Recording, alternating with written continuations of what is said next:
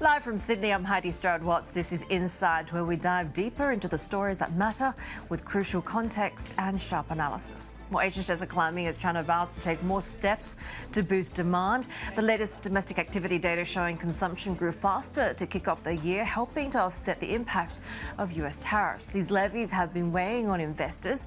The US Treasury Secretary Scott Bessent say he's unconcerned about the recent market downturn.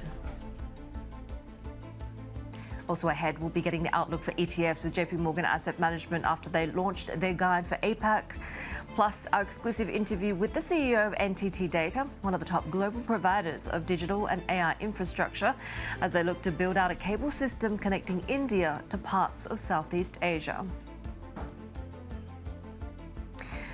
Well, we are seeing that broadly positive market reaction. Asian shares on the rise after Beijing's pledge to further revive consumption. Chinese stocks in particular latching onto that pickup that we saw when it comes to retail sentiment, when it comes to broader consumption indicators there. We are seeing, that some of that pass through when it comes to Wall Street's gain there, but particularly hopeful is this idea that we could see more supportive measures from policymakers in China. There were a lot of sort of bright spots when it comes to the latest tranche of economic data from Beijing that came out just about an hour ago.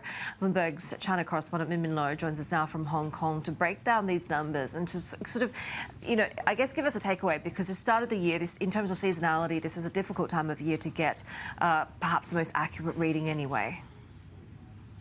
Yes, this is the first snapshot that we have of China's economic data in 2025, and you can see a big beat in most of those metrics there. You look at industrial production coming in at 5.9% versus 5.3%. That's the standout to me. It shows that industrial activity is still not too affected, even with this tariff risks. Retail sales, that's what investors will be focusing on, 4% versus 3.8%, which is the forecast there. And again, that could help offset the impact of tariffs. Fixed asset investments coming in at 4.1%, showing that is this government-led expenditure that is driving that. But I guess the big disappointment here is the last two prints that you see on that chart there. Property investments still down about 10%. The surveyed jobless rate at 5.4, which is the highest since February of 2023. And I think to see that overall recovery in sentiment, in confidence, you still really need to see that jobless rate pick up, people's confidence over their future income, and the property sector, that's where people accumulate a lot of their wealth. So those two are the longer term indicators that need to improve for us to have a longer term conviction on the trajectory of the Chinese economy. Yeah, and the drag that continues to come from property is also why we've seen consumption, household confidence really flagging, right? So what did we hear in terms of this action plan to try and boost consumption over the weekend? We're going to get a press briefing this afternoon. Yes, so as you said, the property market, the stock market, these are two channels through which Chinese people accumulate their wealth. So part of that action plan is about stabilizing both the property and the stock market. There are also other measures to promote this sustainable or reasonable growth in people's income, measures to create this mechanism to adjust the minimum wage. There are also other action plans to try to attract inbound consumption, for example, by extending these visa-free policies to other countries, attracting investments that would help support consumption, creating these snow and ice tourism festivals, for example. Also a slew of measures related to people's social welfare, for example, raising the pension, providing subsidies for childcare, providing incentives for childbirths to reduce that demographic drag. So overall, a pretty holistic sort of whole of government approach here, because this afternoon, that press briefing at 3 p.m., it would involve a number of ministries, including the Ministry of Finance, the Ministry of Commerce, the NDRC, which is a top economic planner, and a central bank. So it's something that is very sort of holistic, cohesive, that goes beyond just upgrading of household appliances. There's a lot of talk about the embracing of the sea put, right? And this kind of comes at a time where we're seeing a lot more kind of interaction between global CEOs and potentially this meeting with President Xi. Yes, this has not been officially announced by the Chinese government just yet, but we know that China is hosting the China Development Forum next week. That's a gathering of global business leaders in Beijing, about 70 of them expected to attend. But Financial Times is reporting that President Xi is looking to meet with about 20 of these guests on Friday, although that guest list is not finalized yet because reportedly some of these global CEOs are not willing to stay and wait around in Beijing after that forum, which ends on Tuesday. This meeting with President Xi reportedly taking place on Friday. Last year, President Xi did have a surprise meeting with U.S. CEOs, but this year, Financial Times reporting that they're going to expand that pool of guest list to include CEOs from Europe and UK, and again, signaling that China is reorienting its priorities towards other global partners beyond the U.S. as this trade war heats up, and to try to attract foreign investments into the country amid the global outflow of FDI from China last year. Bloomberg's China correspondent Min Min Lo there. Were amid these ongoing efforts and hopes that China can boost the economy, analysts see this emergence of the so-called Xi put. It is a notable shift in investor perception from what we've seen over the past few years. And of course, the contrast is it comes at a time when the idea of a Trump put and the hopes for that are fast fading. Avril Hong has more. And that's really kind of the interesting divergence, right? As we see that gap in outperformance between the US and China. Henceforth, we've got this idea that perhaps you should be investing along the lines of what we hear from President Xi. Absolutely. This idea that as U.S. stocks have been faltering, the Chinese president could potentially seize on the opportunity to push forth market-friendly policies. And all this in order to meet that ambitious 5% growth target for the year. Now, we are seeing quite flat on Chinese tech names and on the mainland in terms of stock performance at the moment, but the Hang Seng is getting fuel from these finance-related names. Maybe despite the pickup in consumption, investors are still waiting for that briefing later today to kind of fill in the blanks. But as I say, it's this idea of a Xi put that's been emerging when you look at some of the overtures, not just potentially to these foreign CEOs, but overall in the domestic private sector that focus on tech innovation. And we'll be watching to see whether the briefing later today helps the rally in Chinese stocks to broaden out beyond tech. Flip the board. Now, even if the briefing later today doesn't exceed expectations per se, we could still potentially see Chinese stocks see further upside. I mean, a key part of this is the valuation gap. If you take a look at MSCI China versus the S&P 500, earnings growth over the next 12 months, roughly on par. But the big gap is in their forward PEs, where they're trading now. So it gives you a sense of that upside potential for Chinese stocks. Flip the board again. As you know, the MSCI China has been up about 20% so far this year, with the S&P 500 clearly going the other direction. And if you look in terms of their outperformance for Chinese stocks, it is the biggest since the year 2007. And then don't forget, this week, in terms of further fuel for Chinese stocks, maybe we see that from the earnings narrative. We got a big couple of Chinese tech names, including Meituan, Tencent, that are reporting. And then the other side of the equation, we have U.S. stocks, potentially a turbulent week with Fed, potentially when it comes to signals, not signaling a policy backstop. And of course, Heidi, we also have the idea that a Trump put, that seems to be fading as well. Avril there with a look at that divergence that we continue to see in the performance in the equity markets between the US and China. But in the meantime, the US Treasury Secretary, Scott Bessent, who is also a former hedge fund manager, says he's not worried about the downturn in US equities, suggesting that corrections are healthy.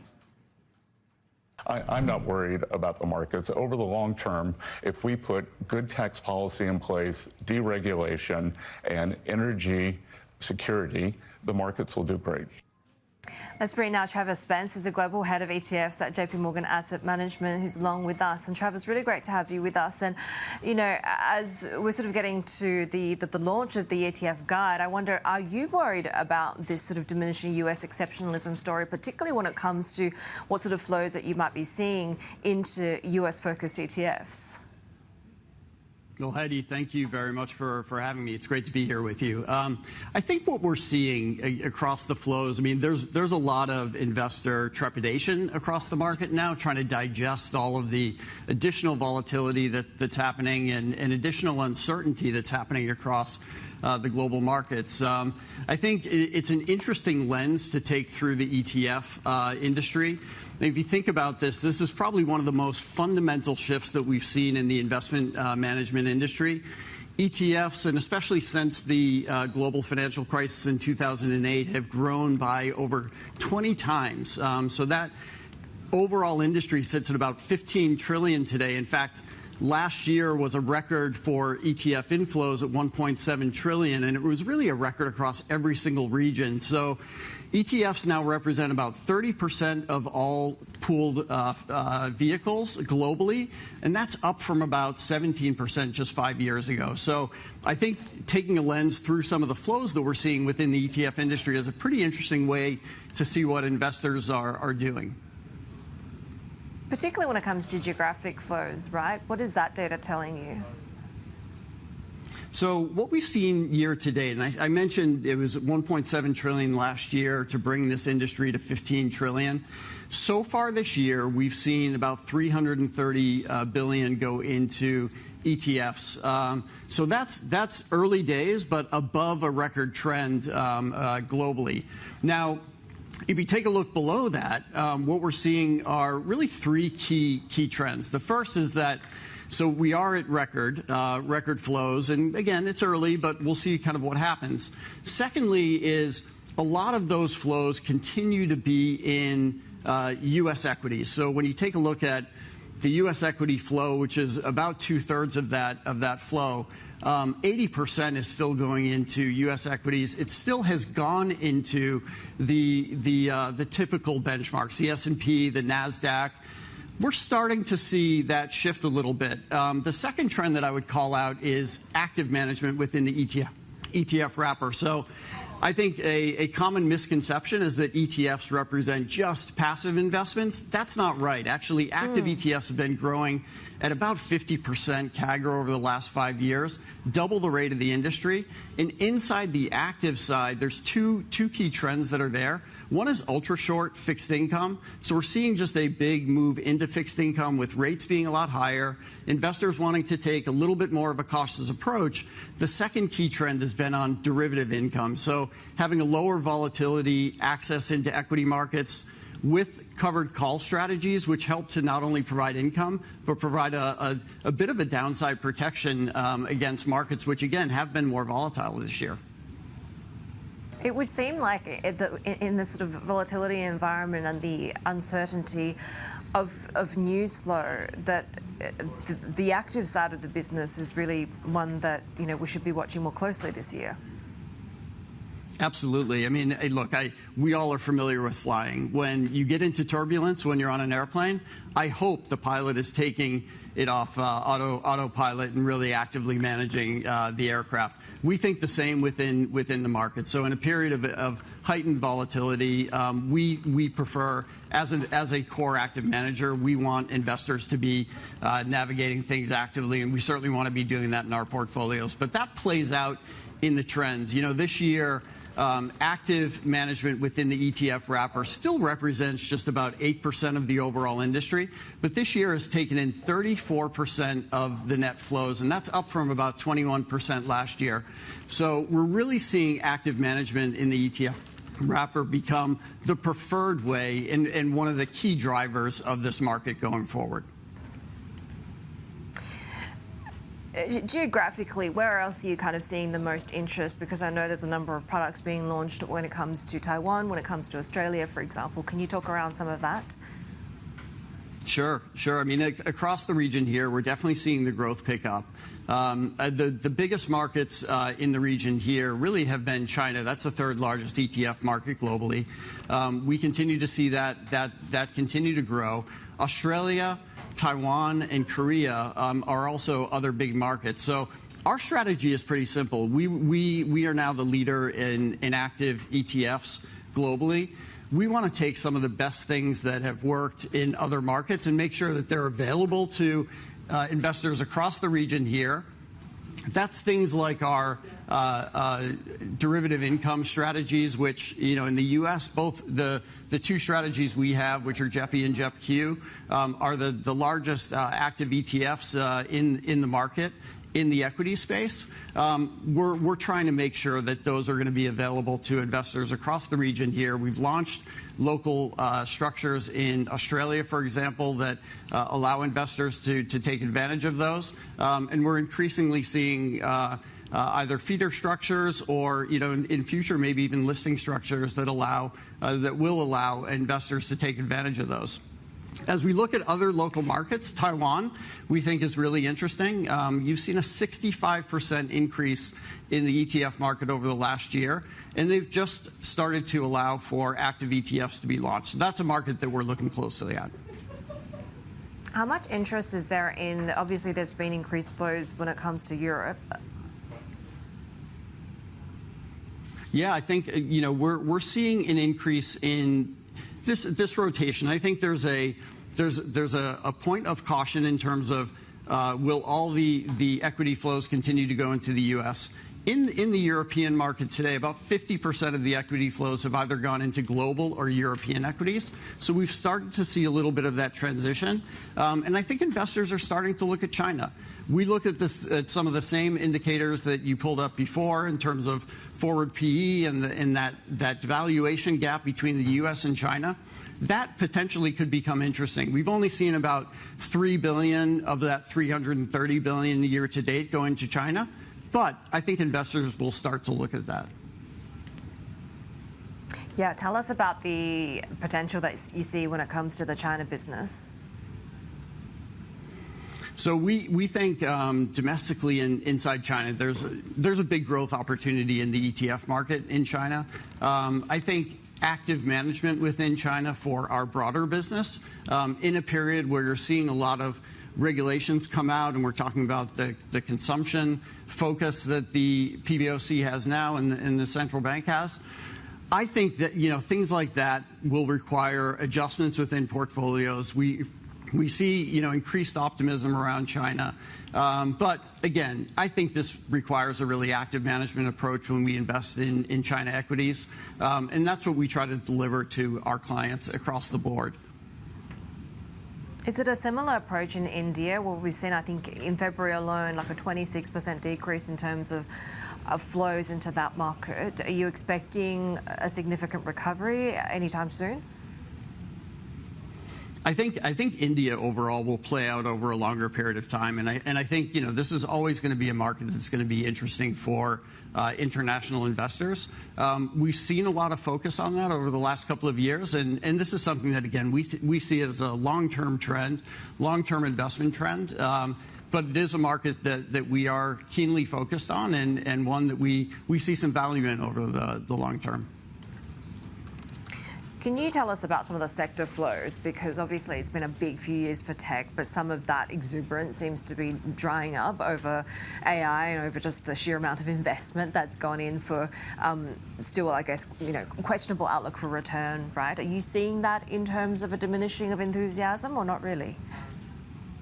Well, we continue to see a focus within that, but I think you also get tech within some of the broad indices like the NASDAQ. And again, I think the flows that we've seen so far this year have really been dominated into those broad indices. When you take a look at sectors, it's about 10% of the overall flow. That's been dominated still in technology. We see a little bit more focus this year in things like financials and healthcare. But generally, it's mainly been a tech focus from a sector perspective. But again, if you look at overall ETF flows, that's still a smaller part of the flows that we've seen year to date. You spoke a little bit or touched a little bit when it comes to the Australia part of the business and the offerings here. And I'm curious because this is a market that is obviously very developed. Valuations are seen as pretty high, so it's not an inexpensive market. And sometimes it's sort of, on a global basis seen as perhaps not as compelling or exciting, right? Does that actually turn it into an advantage during a time of such global upheaval and volatility? Well, I think looking at what we see from investors in Australia, there's a big focus on going global. Now, that's both in terms of the equity market, but also in terms of the fixed income market. So we've created a platform in Australia that takes, again, some of our best strategies and puts them and makes them available to the Australian investors. But we see that as more of a push to continue to add more global exposure into portfolios in Australia. Now, a big focus, and I think this is something that is really seen across the globe, is a focus on fixed income. Fixed income year to date has taken in about $100 billion of that $330 billion in flow. That's 30% of the overall net flow. Last year, it was only about 25%. And I think this is going to be something that continues to grow this year. In particular, we think that the active part of fixed income is really compelling. More than 70% of any mutual funds, whether they're based in Europe or the US, are active in fixed income. It is really an active asset class, and now we've got more and more availability of active ETFs within the industry. We're going to start to see a much bigger increase into the active fixed income ETF space. There's been a real shift in Japanese markets, of course, from a macro point of view, and what we're expecting from the Bank of Japan. Does that sort of idiosyncratic story drive interest on the ETF side as well? It has. Anecdotally, we've seen a little bit more diversification into Japan, especially earlier in the year as we started to see some of the tariff news come out, and there was a shift around. Again, I think that's going to be an interesting market from a diversification standpoint going forward.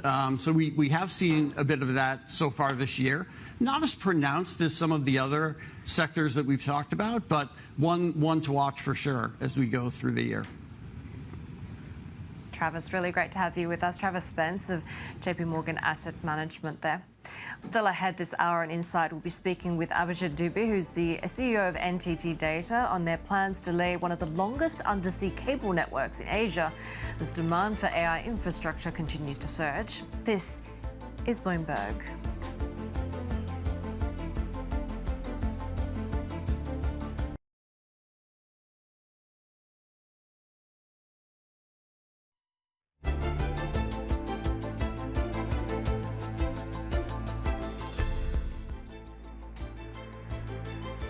Some of the stories that we're following this hour, and President Trump has signed a stopgap funding bill to keep the government open for the remainder of the fiscal year. It paves the way for Republican lawmakers to pivot to signature border and tax legislation in the coming months. Congress narrowly passed the GOP plan on Friday with the support of Senate Democratic leader Chuck Schumer and a handful of other party members. The Trump administration has arrested and expelled hundreds of alleged Venezuelan gang members to El Salvador.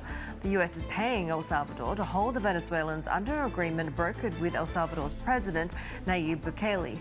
A federal judge ordered a halt to some deportations, but the administration said some had happened before that judge's order. Australia is downplaying the scale of any participation in a future peacekeeping force in Ukraine. Prime Minister Anthony Albanese says Canberra will consider requests for peacekeeping forces and resources, but peace would be a prerequisite for any deployment. Australia's parliamentary opposition party has maintained that any peacekeeping forces in Ukraine should come from European countries. Take a look at what we're seeing when it comes to Greater China stocks there. We're seeing the CSI 300 actually a little bit tepid there, about 0.1%. The Hang Seng is continuing to roar ahead, almost 1.5%, a little bit softer than 1.5%, stronger there, with tech stocks being sort of the major drag there. H shares also up by just about 1%. Some of the incremental improvements when it comes to the data is helping. We're also looking ahead to a press briefing on the consumption policy boost this afternoon.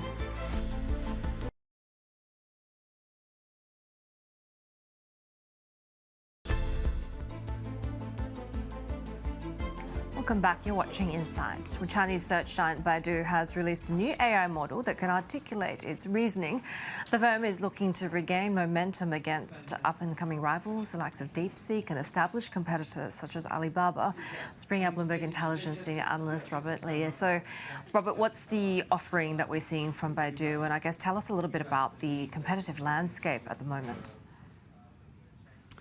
Okay, thanks for having me on. Well, Baidu, I guess, is playing catch-up to some large degree because if you've been following the news flow carefully, there's been a flurry of announcements from most of China's major tech platforms, from Tencent to Alibaba, announcing reasoning models akin or quite similar to what DeepSeek first announced earlier in the year.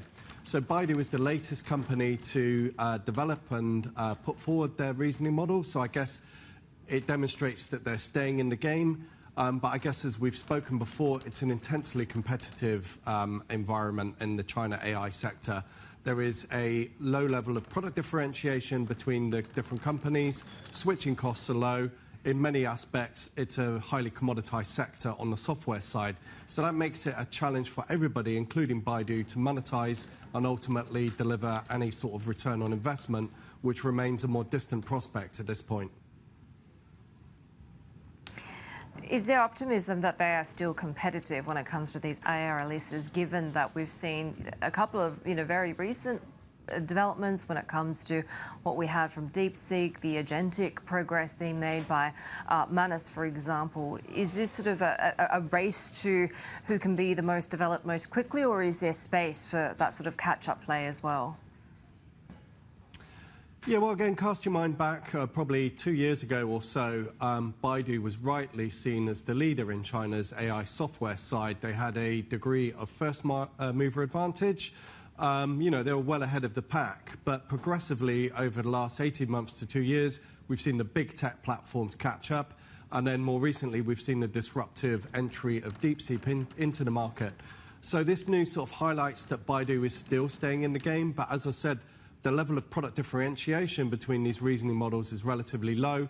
Most of them are available for free at the moment, which makes it a challenge for all these companies to monetize. I think the other thing is most of these big tech platforms are very well capitalized. They can afford to take the losses in the short term, but they're all employing the same strategy, which again, they're trying to drive user growth and they're trying to squeeze the weaker hands out of the market. So I guess, in terms of textbook strategy, that maybe makes sense. But when everybody is employing the same strategy and when there is ample amount of capital floating around the sector, the question is who are the weak hands to fall out? It's quite hard to see at the moment. So we think the status quo will remain for the foreseeable future. China's very well placed to continue making technological progress on AI, but the monetization for these models remains a relatively distant prospect. How much has DeepSeek changed, in terms of being a disruptive force for the competitive landscape? Because it feels like since that event, we've seen almost weekly updates and new releases on LLMs, on AI apps and agents and the such. Yeah, well, I mean, DeepSeek has disrupted things not just within China, but on a global basis. I mean, I think most of your viewers are going to appreciate that. What DeepSeek did, aside from the technological progress on their model itself and its technological capabilities, the main differentiator, which really shook the market up, was on the cost front, because they have delivered a significant reduction in the operating costs, if you like, for these models. They made their model open source, which has enabled others in the industry to follow a similar approach. So I guess, ending on a positive, perhaps, cost reduction within the industry is a positive thing. Will help democratize AI models, make them more freely and easily available to small to medium-sized companies. So that in turn should drive an uptick in development activities. But again, when you're giving these models away for free, even if you're reducing the operating costs or development costs, how are you going to develop a return on investment? So monetization, let alone ROI, remains a distant prospect for the Chinese companies. Bloomberg Intelligence senior analyst Robert Lee there. Well, demand for AI infrastructure is driving major investments in data pipelines. Facebook parent Meta recently confirming it's building a 50,000-kilometre subsea cable extending from the east coast of the US to India, making it the longest such network once completed. Other tech firms, including Google, Microsoft, Amazon, are all investing in new submarine cable systems. Meanwhile, NTT Data, one of the leading global providers of digital AI infrastructure, is working on one of the largest undersea cable systems in Asia to connect Malaysia, India, Singapore and Thailand. And joining us now exclusively on Insight is the firm's CEO, Abhijit Dubey. Abhijit, really great to have you with us. And I guess first off, just tell us about how much demand you're seeing when it comes to the business side of things and how much of that is coming from demand for AI infrastructure. Well, Heidi, first of all, thank you for having me. We are seeing incredible demand across the world for AI infrastructure, both in our data center business as well as the subsea cable business, as you referred to, which is why we are actually launching today in Mumbai our new submarine cable called MIST, which connects Malaysia, India, Singapore, and eventually Thailand, which will be more than 200 terabytes per second in terms of capacity. It'll be the largest in the region. It'll be about 8,100 plus kilometers. And it's a $400 million plus investment that we're making in it as a reinforcement of our commitment to the infrastructure in this region, and especially India, where we have already invested about $3 billion plus over the last decade or so.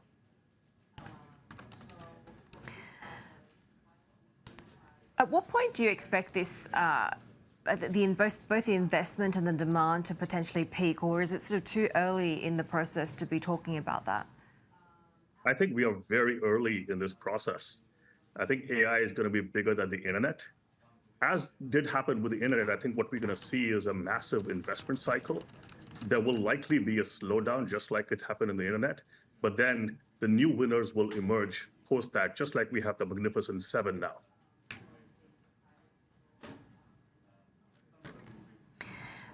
This, of course, comes at a time when there's sort of a pretty extraordinary geopolitical overlay when it comes to both the technological competition, but also broader geopolitical concerns.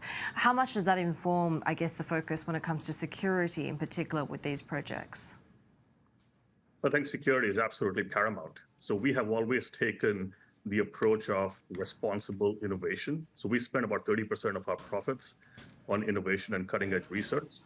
And in everything we do, we want to make sure that it's responsible. So it's ethical, it's trusted, it's secure, and it's sustainable. Talk to me about the sustainability goals globally, right, and how you can try and put in place sustainability-focused policies when it comes to such ambitious rollouts of projects such as these. Absolutely. So I think we operate a pretty significant data center business as well. We're the world's third largest data center operator, if you exclude the Chinese players. And as such, we have publicly committed to being net zero as well as 100% renewable. And we're also investing significantly in cooling technologies for AI infrastructure within our data centers, because AI infrastructure is very, very power hungry. And we are one of the pioneers outside of the hyperscalers in terms of direct-to-chip liquid cooling systems. In fact, we have more than 200 megawatts installed capacity, which is more than 10x our nearest competitor in the space. We're also, in a longer-term basis, investing in cutting-edge research around all photonics. So if you think about replacing all electronics with all photonics, both in the network as well as within the data center, which can dramatically reduce the consumption of power while enhancing bandwidth and reducing latency. It is an initiative we called ION, and we have been investing in that for a while, and we expect commercial deployment shortly. In fact, in India, where we are right now, we have already deployed all photonics network as a interconnect between our data centers in the Mumbai region already. And we will eventually use that to connect all of our data centers within India, as an example. We've seen numerous forays from Elon Musk Starlink into India, right, with some key contracts being signed. I do wonder, how does that impact your business going forward? I think this is all good for us. I think we are bullish on India in the long term and in the medium term, both in terms of the infrastructure build out, where in the data center space, we're already number one, and we aspire to continue that way, as well as in the technology services space, where we see a lot of demand from our enterprise clients, as well as public sector clients on AI deployments to really accelerate growth and efficiency and productivity. When it comes to the growth of data centers in India, is that sort of a major growth factor that you see when it comes to demand, sort of both in terms of the growth from conglomerates, but also the boom in startups? Absolutely. I think there's been an incredible increase in the number of AI startups. In fact, India is one of the largest AI startup ecosystems in the world and continues to expand. And we see a lot of demand from the AI startup ecosystem in India, in addition to corporates as well as public sector.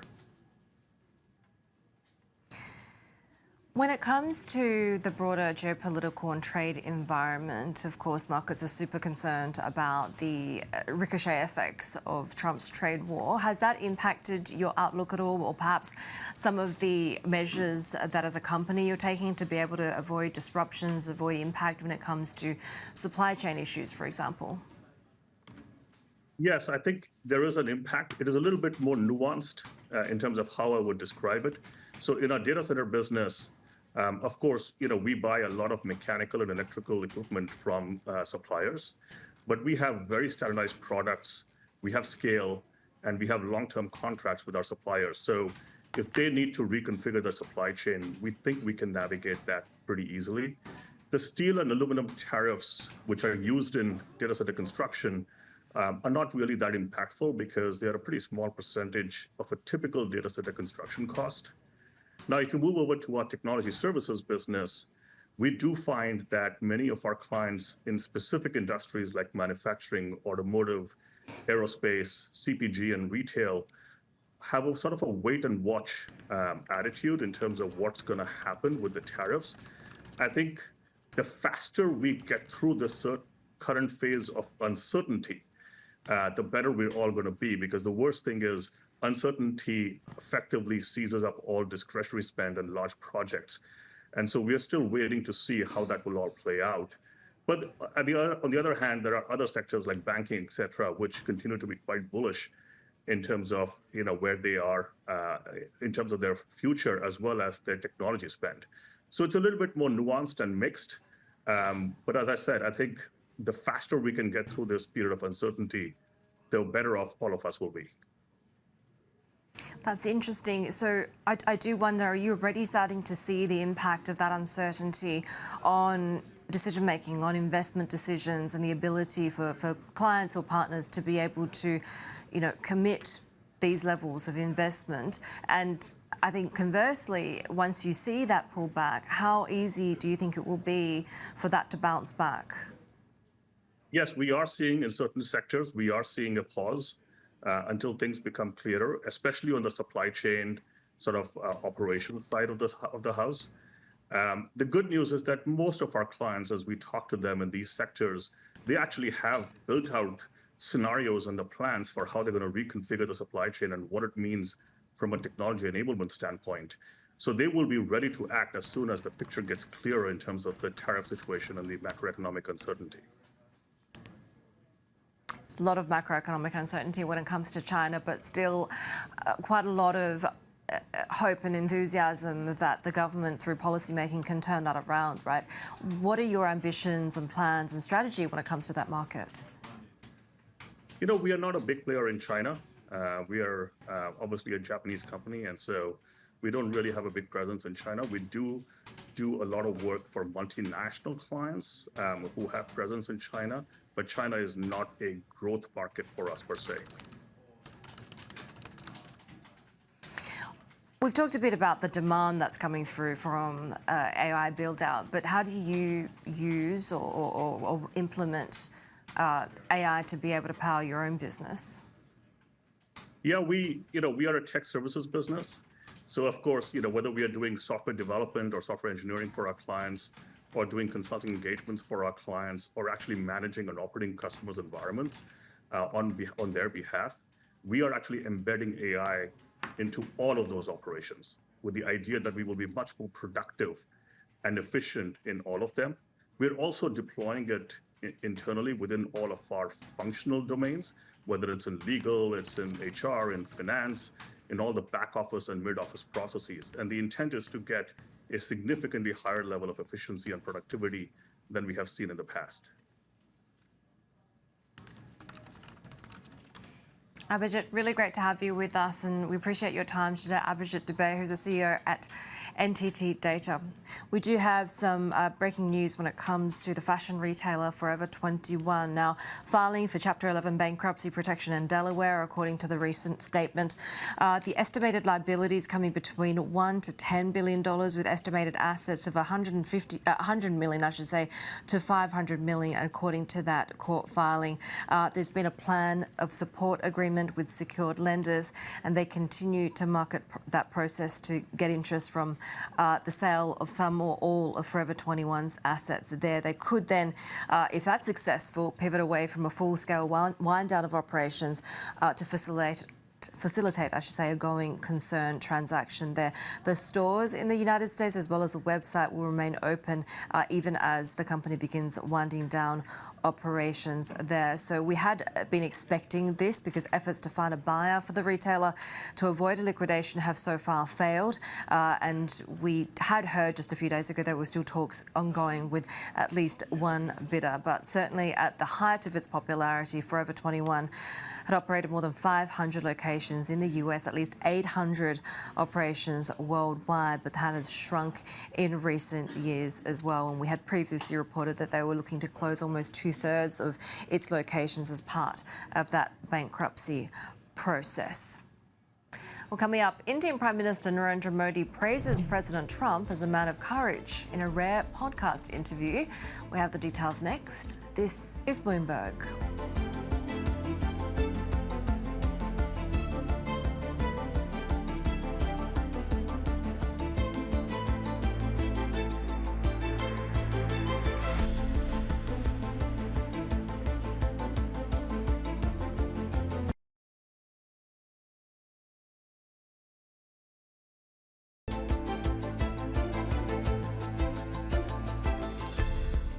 I have observed President Trump both during his first term and now in his second run. This time, he seems far more prepared than before. He has a clear roadmap in his mind with well-defined steps, each one designed to lead him toward his goals. Indian Prime Minister Narendra Modi there speaking in a rare interview on the Lex Fridman podcast released over the weekend. Modi also compared the reforms undertaken by Elon Musk's so-called Department of Government Efficiency to India's own regulatory reforms. We had an overwhelming burden of compliances. I eliminated 40,000 unnecessary compliances and removed nearly 1,500 outdated laws that served no purpose. So in a way, my efforts have been about freeing governance from unnecessary dominance and inefficiency.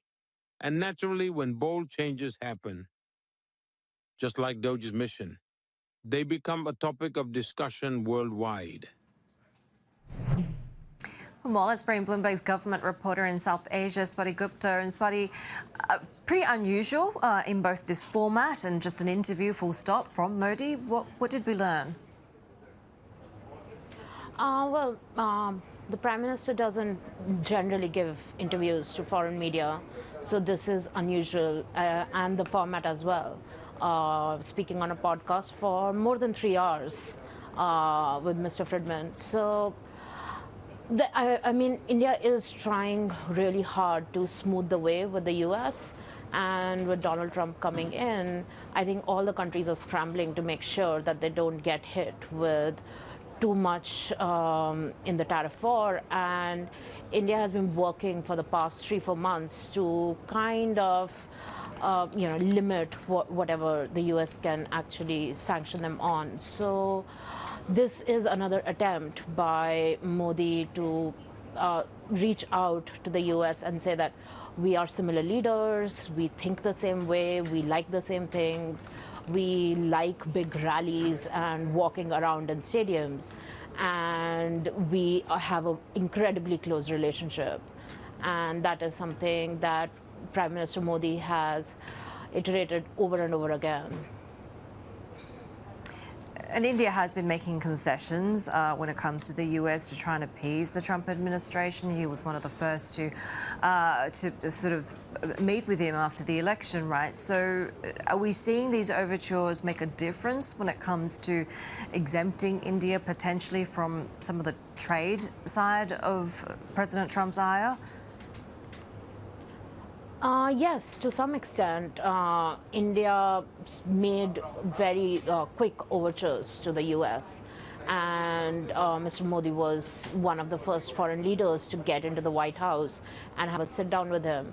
And India and US have agreed to sign, a short-term trade deal, and they've committed to wrapping it by the end of this year, which is a very quick deal that is going to be made. And in the meantime, what India is hoping is that if they reduce duties on certain products, they won't get hit by overarching tariffs from the US. So the hope is that if India gives a little bit, then they are secure in terms of trade, and they might not be in the same situation as what Canada or Mexico or China are. So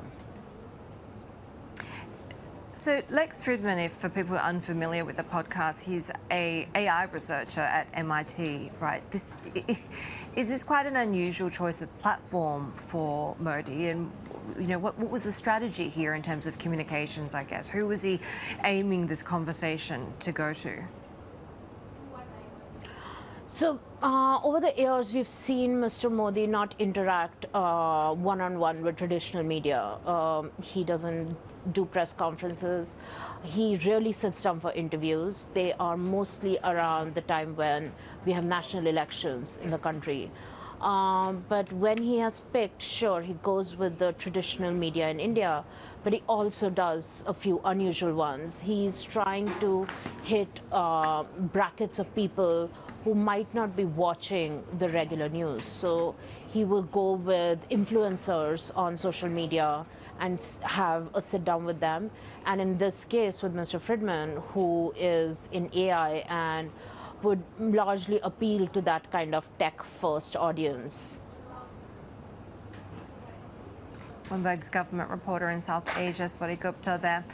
Take a look at what we're watching when it comes to how markets are trading, of course. There's a bit of sort of tenterhooks at the moment waiting for that press briefing in Beijing when it comes to these potential new support measures for consumption and household sentiment, and whether we could see that really satisfying what investors have been looking for, which is really more policy support, particularly on the fiscal side, for the flagging Chinese consumption part of the economy there. We are seeing broad-based upside there across the region. The MSCI APAC gauge up by about 1.25%. We're seeing Hong Kong stocks, they're really outperforming their mainland counterparts at this point as that rally continues, and Japanese stocks are also up by 1.4%, with Korea also seeing some of those gains as we see really some of that pickup from a better session on Wall Street as well.